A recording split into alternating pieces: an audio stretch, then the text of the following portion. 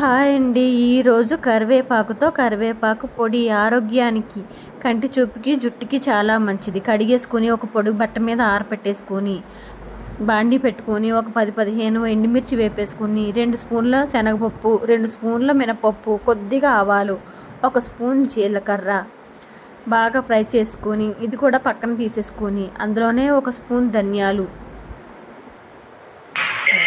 వేయించేసుకొని పక్కన తీసుకొని ఇప్పుడు ఆరిపోయిన కరివేపాకు వేసుకొని క్రిస్పీకి ఇలాగ ముక్కలు అయ్యేలా చేసుకొని పక్కన పెట్టేసుకొని మిక్సీ జార్లోకి చింతపండు, చల్లారిపోయిన పప్పులు, ఎండుమిర్చి అన్నీ వేసేసుకొని సాల్ట్ వేసుకొని మిక్సీ పట్టేసుకుంటే మనకి కరివేపాకు పొడి రెడీ.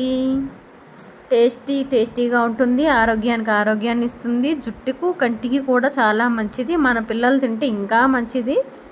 పొడిని నెయ్యితో కానీ నువ్వుల నూనెతో కానీ తింటే చాలా మంచిది.